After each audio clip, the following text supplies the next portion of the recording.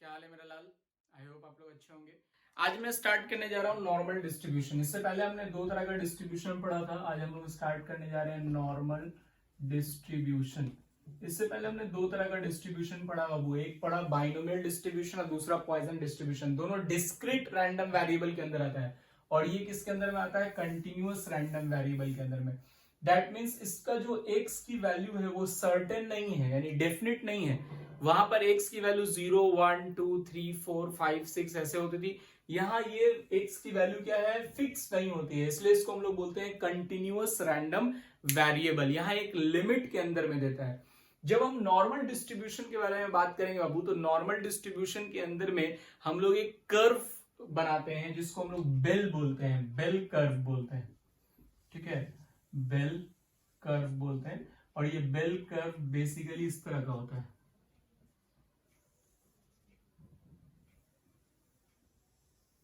ठीक है, घंटा की तरह होता है। ये बेल स्ट्रक्चर है। ये माइनस इंफिनिटी से लेके इंफिनिटी के बीच में होता है, माइनस इंफिनिटी से लेके इंफिनिटी के बीच में। ये कंटिन्यूअस कर्व है, ये चलता ही जाएगा कहां तक, माइनस इंफिनिटी तक। और यहां भी ये चलता ही जाएगा कहां तक, इंफिनिटी तक। इसलिए इसको हम लोग कंटिन्यूअस रैंडम वेरिएबल के अंदर में रखते हैं। और इसके अंडर, इस बेल स्ट्रक्चर के अंदर जो एरिया आ रहा है ना, ये जो एरिया है, इसी एरिया से हम लोग यहाँ पर नॉर्मल डिस्ट्रीब्यूशन के केस में प्रोबेबिलिटी फाइंड आउट करते हैं। तो बेसिकली नॉर्मल डिस्ट्रीब्यूशन में हम लोग एरिया अंडर द कर्व निकालते हैं। और कौन से कर्व के लिए बात करते हैं, तो बेल कर्व के लिए बात करते हैं। बेल लाइक कर्व है, इसी कर्व के बारे में बेसिकली बात करते हैं। ठीक है, तो इस कर्व के बारे में भी बहुत सारी चीजों के बारे में बात करेंगे।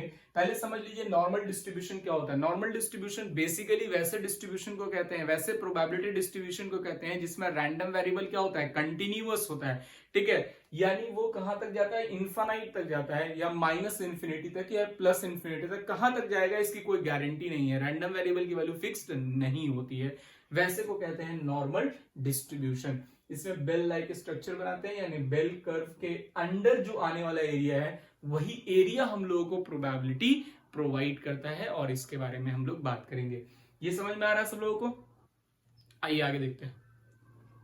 आइए वो देखते हैं नॉर्मल डिस्ट्रीब्यूशन का फॉर्मूला। ठीक है, नॉर्मल डिस्ट्रीब्यूशन का फॉर्मूला जो होता है px बराबर 1 by sigma 2 pi root over 2 pi e का power minus x minus mu का होल स्क्वायर बटा 2 सिग्मा स्क्वायर। ठीक है, जहां पर x जो है मेरा वो रैंडम वेरिएबल है, कहां से कहां तक होता है, माइनस इंफिनिटी से इंफिनिटी तक रेंज करता है। ठीक है, और यहाँ पर जो सिग्मा दिया हुआ है आपको, ये सिग्मा बेसिकली क्या होता है, स्टैंडर्ड डेविएशन। और ये x जो है वो रैंडम वेरिएबल है। और सिग्मा स्क्वायर वेरिएंस को बोलते हैं। सिग्मा स्क्वायर क्या है, वेरिएंस है। और म्यू क्या होता है, मेरा मीन होता है। ठीक है, तो ये बेसिकली हमारा जो है वो नॉर्मल डिस्ट्रीब्यूशन का फॉर्मूला होता है प्रोबेबिलिटी निकालने का। बट इस फॉर्मूले का इस्तेमाल हम लोग नहीं करते हैं। हम लोग नॉर्मल डिस्ट्रीब्यूशन में प्रोबेबिलिटी एरिया से निकालते हैं। जो कर्व मैंने अभी बताया था, बेल लाइक कर्व, उस कर्व का इस्तेमाल करके हम लोग एरिया फाइंड आउट करते हैं और वही एरिया प्रोबेबिलिटी के बराबर होता है। अभी हम लोग डिस्कस करेंगे बेल लाइक स्ट्रक्चर को और बेल कर्व को, इसलिए आगे वीडियो में बने रहिए। इसको छाप लीजिए, इसका कोई इस्तेमाल नहीं है, कहीं भी यूज नहीं आएगा।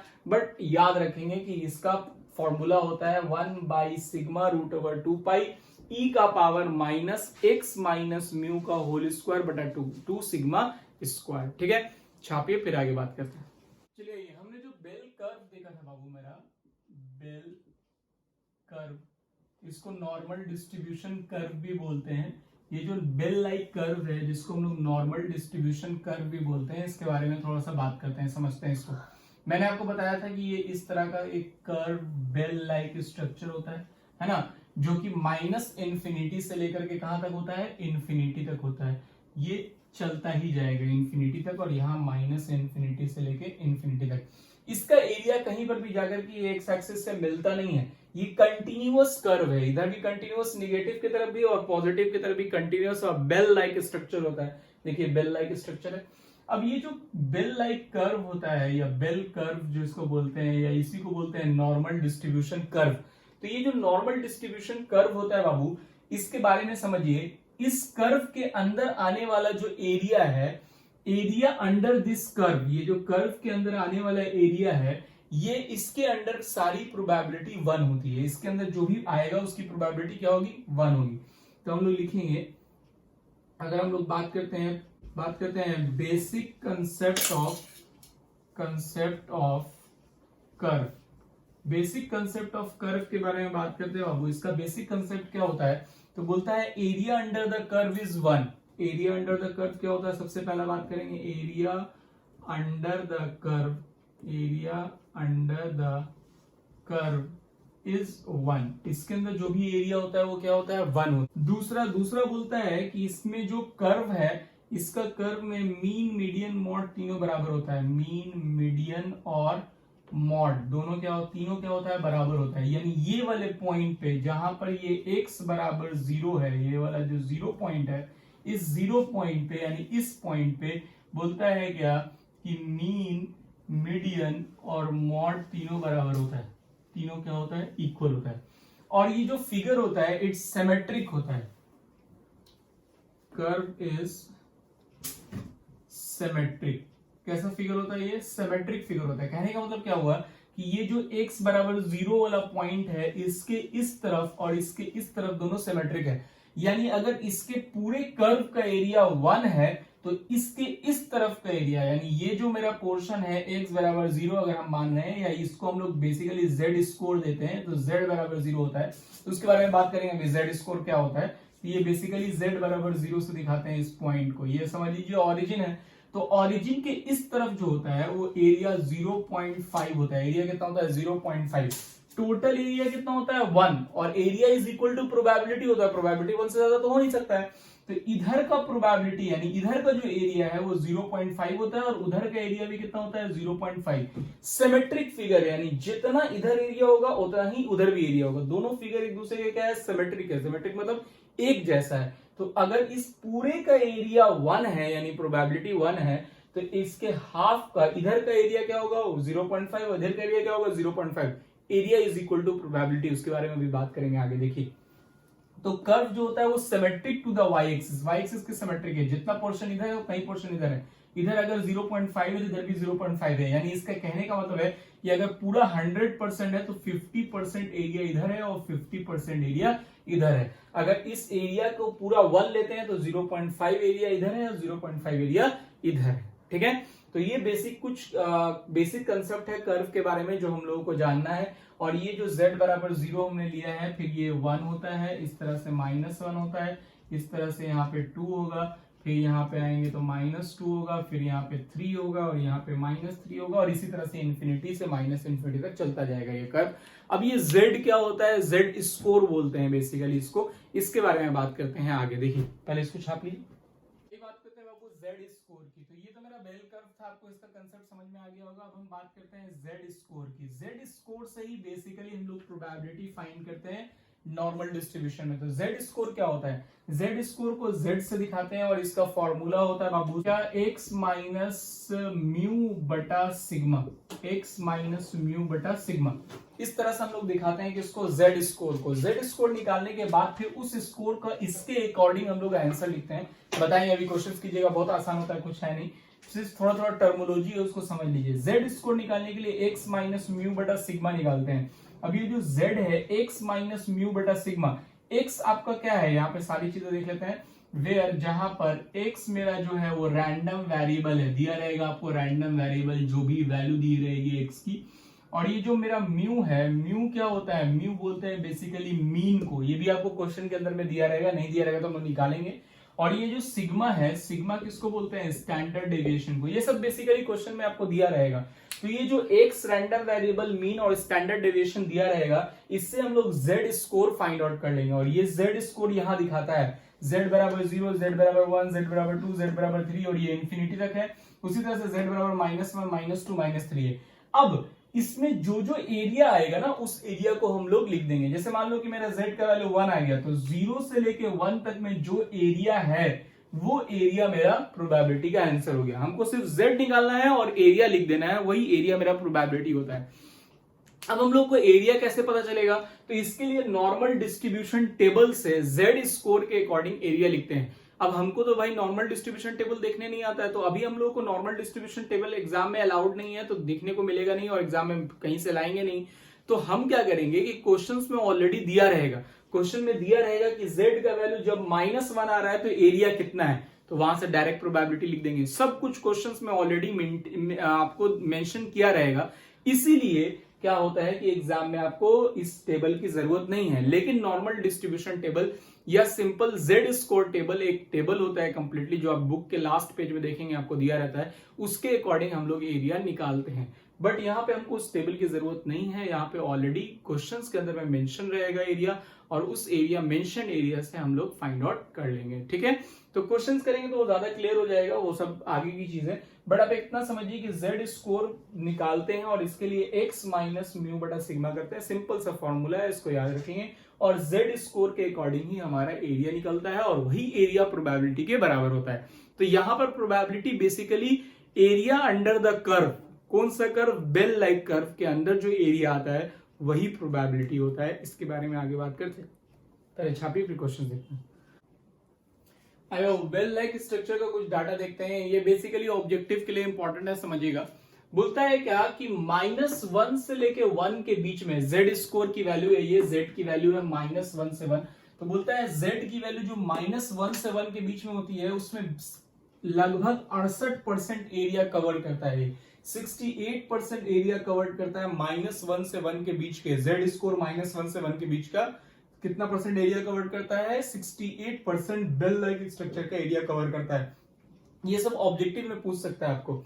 उसके अलावा अगर हम बात करते हैं -2 से 2 तक में जो बेल लाइक स्ट्रक्चर बन रहा है, इसमें -2 से 2 के बीच में लगभग 95% एरिया को वो कवर कर लेता है। और ये जो -3 से 3 के बीच में है, ये लगभग 99.7% एरिया को कवर कर लेता है। और इसके बाद जो ये सब बच रहा है वो 0.3 में होता है, यानी 0.3 इधर और 0.3 इधर मिला करके दोनों, और यहां से लेके यहां तक में ये 99.7% एरिया को कवर करता है। तो ये ऑब्जेक्टिव क्वेश्चंस के लिए नेसेसरी है। कभी कभी पूछ देगा कि बताइए z बराबर -1 से 1 के बीच में बेल लाइक कर्व जो है वो कितना एरिया एक्वायर करता है, तो ये कितना एरिया एक्वायर करता है, 68%। और अगर आपसे पूछ दिया कि 0 से लेके 1 तक में कितना करता है, तो इसका हाफ कर देंगे, क्योंकि सिमेट्रिक फिगर है, 30 का हाफ कर देंगे 34% हो जाएगा। उसी तरह से यहां पर भी 95% है तो आप उसका हाफ कर देंगे, और यहाँ पे 99.7% है तो इसका हाफ कर देंगे। इस तरह से बेसिकली एरिया हम लोगों का होता है, जो आपको याद रखना है। लगभग इतना रीजन वो एक्वायर कर लेता है जब वो -1 से 1 के बीच में होता है 68%, -2 से 2 के बीच में होता है 95%, और -3 से 3 के बीच में होता है तो कितना होता है 99.7% एरिया को एक्वायर कर चुका होता है। ठीक है, अब हम लोग आते हैं क्वेश्चंस देखते हैं। बेसिकली जो क्वेश्चंस अभी करने जा रहे हैं उसको बढ़िया समझिएगा, बहुत आसान होता है। क्वेश्चन में कोई भी डिफिकल्टीज नहीं है, सब कुछ क्वेश्चन के अंदर ही मेंशन होता है। आपको सिर्फ जेड स्कोर निकालना है और जेड स्कोर के अकॉर्डिंग एरिया लिख देनी है। जितने तरह का क्वेश्चन होता है सब हम आज के वीडियो में बात करेंगे, तो बढ़िया से देखते रहिएगा।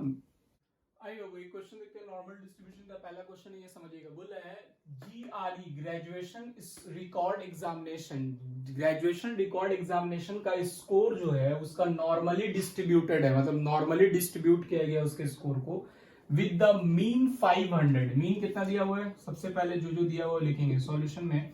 सबसे पहले मीन दिया हुआ है मेरा 500 and standard deviation 100। Standard deviation मतलब सिग्मा, सिग्मा दिया हुआ है कितना 100। बोल रहा है कि नॉर्मली डिस्ट्रीब्यूटेड मीन 500, तो मेरा म्यू हो गया 500 एंड एसडी सिग्मा कितना हो गया 100। बोल रहा है find the probability distribution data randomly selected GRE, किसी भी एक GRE स्कोर को रैंडमली सिलेक्ट किया गया, इज ग्रेटर देन 620, 620 से बड़ा होगा। अब 620 से जो मेरा बड़ा होगा, ये x बराबर मेरा 620 है, हमसे बोला 620 से बड़ा होगा, तो हम सबसे पहला काम क्या करेंगे, z स्कोर निकालेंगे। z बराबर क्या बताया मैंने आपको, क्या होता है x माइनस म्यू बटा सिग्मा, x माइनस म्यू बटा सिग्मा। तो हम यहां से z निकालेंगे। x मेरा कितना है 620 और म्यू कितना है बाबू 500 बटा मेरा सिग्मा कितना है 100।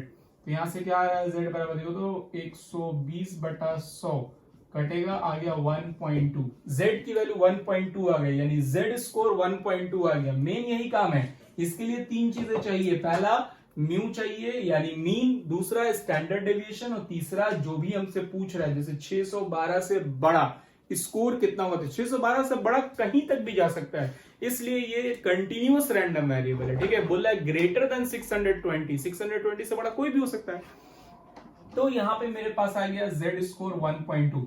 अब देखो यहाँ पे एरिया दिया हुआ है, एरिया 1.2 पे कितना है 0.3849 है। एरिया क्या दिया हुआ है 1.2 पे, देखो एरिया 1.2 पे कितना है, इतना दिया हुआ है। हम आते हैं बेल लाइक स्ट्रक्चर बनाते हैं, समझिएगा बढ़िया से कैसे बनता है क्वेश्चन, बहुत आसान होता है। ये निकालना कितना आसान है, z निकालिए 1.2 आ गया। अब हम क्या करेंगे, एक बेल लाइक स्ट्रक्चर बनाएंगे, बना दिया बेल लाइक स्ट्रक्चर। अब इसमें ये वाला पोर्शन तुम्हारा, ये वाला z बराबर 0 होता है, यहाँ पे कहीं पे z बराबर मेरा 1.2 आएगा, ठीक है। 1 यहाँ पे है तो यहाँ पे 1.2 आएगा। अब मान लो ये तुम्हारा है 1.2, ठीक है।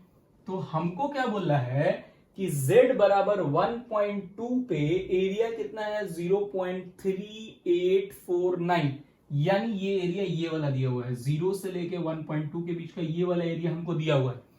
हमसे क्या पूछ रहा है कि बताइए selected score greater than 620। Greater than 620 का मतलब क्या हुआ कि हमको जो प्रोबेबिलिटी निकालना है x ग्रेटर देन 620 का, इसका मतलब है कि ये बराबर होगा area of z greater than 1.2। किसके बराबर होगा, एरिया z बराबर ग्रेटर देन 1.2, 1.2 से बड़ा के लिए, क्योंकि हमसे बोल रहा है x का वैल्यू 620 के बड़ा, बोल रहा है कि ग्रेटर स्कोर चाहिए, ग्रेटर चाहिए 620 से बड़ा चाहिए। तो हमको 620 का स्कोर कितना आया 1.2, मतलब z जो है मेरा एरिया जो है वो 1.2 से बड़ा चाहिए, और हमको 0 से 1.2 का एरिया दिया हुआ है, ठीक है। और हम ये जानते हैं कि 0 से लेके इंफिनिटी तक का पूरा एरिया क्या होता है 0.5, बताया मैंने।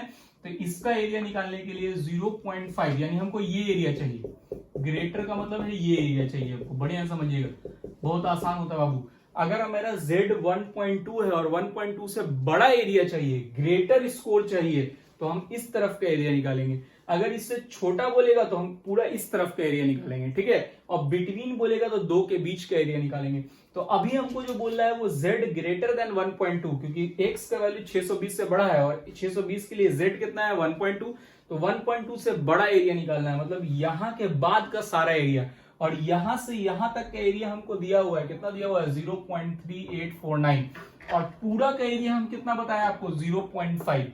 0 से लेके इंफिनिटी का एरिया कितना होगा 0.5, और 0 से लेके माइनस इंफिनिटी का कितना होगा 0.5, और पूरे का एरिया कितना होता है 1। मैंने पहले आपको बेल लाइक स्ट्रक्चर में बताया। तो 0.5 माइनस इसके एरिया को माइनस कर देंगे, क्या है 0.3849। तो अब इसको आप माइनस कर लीजिए, 0.500 0.3849 माइनस हो जाएगा, यहां से एलसीएम लेंगे, ये हो जाएगा 1, यहां बच गया 9, ये हो जाएगा 5, यहां बच गया 9, यहां हो जाएगा 1, यहां बच गया 4, 4 हो जाएगा 1, 0 पॉइंट, यानी मेरा आंसर हो गया 0.1151 आंसर हो गया। समझ में आया बात। तो इसमें क्या करते हैं, z निकालने के बाद हम देखते हैं कि z से बड़ा वैल्यू मांग रहा है तो इसके बाद का एरिया, इससे छोटा मांग रहा है तो इससे पहले का पूरा एरिया, और अगर इस दो नंबर के बीच में मांगेगा तो दो नंबर के बीच का जो एरिया रहेगा वो निकाल देंगे। और यहां पर हमको दिया हुआ है 1.2 का एरिया, इसका मतलब 0 से 1.2 के बीच का एरिया दिया हुआ, हमेशा ये याद रखिएगा, ठीक है। तो बन गया ये क्वेश्चन। दूसरा क्वेश्चन देखते हैं, छापिए इसको जब तक। क्वेश्चन देखते हैं, बोल रहा है in a test of 2000 electric bulb, 2000 electric bulb पे टेस्ट किया गया है, it was found that the life of a particular make was normally distributed. किसी एक बल्ब का जो लाइफ स्पैन है वो हम लोग नॉर्मली डिस्ट्रीब्यूट किया है, मतलब नॉर्मली डिस्ट्रीब्यूटेड है basically, with the average life of 2040 hours. Average life का मतलब क्या हो गया, वो म्यू दिया हुआ है, म्यू कितना दिया हुआ है 2040 आवर्स दिया हुआ है, and standard deviation of 60 hours. Standard deviation मतलब सिग्मा दिया हुआ है कितना 60 आवर्स, सिग्मा दिया हुआ 60 आवर्स। बोल रहा है estimate the number of bulb likely to burn. हमको ये एस्टिमेट निकालना है कि ये bulb likely to burn between कितने बल्ब 1920 आवर्स से लेकर के 2160 आवर्स तक जल सकते हैं, क्या संभावना है, नंबर ऑफ बल्ब्स कितने जलेंगे 1920 से लेकर 2160 के बीच में। और दूसरा बोल रहा है मोर देन 2150। तो सबसे पहले हमारे पास जो टोटल नंबर ऑफ बल्ब है, टोटल नंबर ऑफ बल्ब्स वो कितने हैं बाबू, टोटल नंबर ऑफ बल्ब मेरे पास 2000 है, जिसका mean average life average life, mean life कितना है 2040 आवर्स, यानी एक बल्ब 2040 आवर्स तक जल सकता है। और सिग्मा यानी स्टैंडर्ड डेविएशन कितना है 60 आवर्स। तो सबसे पहला जो मेरा केस है फर्स्ट वाला, यानी हमको निकालना है बिटवीन 1920 आवर्स एंड 2160 आवर्स के बीच में निकालना है। ठीक है, सबसे पहला तो हम सबसे पहले क्या करेंगे कि दोनों के लिए z निकाल लेंगे। सबसे पहले हम निकालेंगे फॉर 1920 आवर्स, 1920 आवर्स के लिए z निकालेंगे। तो क्या हो जाए बाबू, z 1920 आवर्स के लिए x माइनस म्यू बटा सिग्मा। ठीक है, x माइनस म्यू बटा सिग्मा, x कितना है 1920, सिग्मा कितना है 2040 और ये कितना है 60। सब्ट्रैक्ट कीजिए कितना आएगा माइनस 120 बटा 60, कट गया आ गया -2, यानी इसके लिए z की वैल्यू -2 हो गई।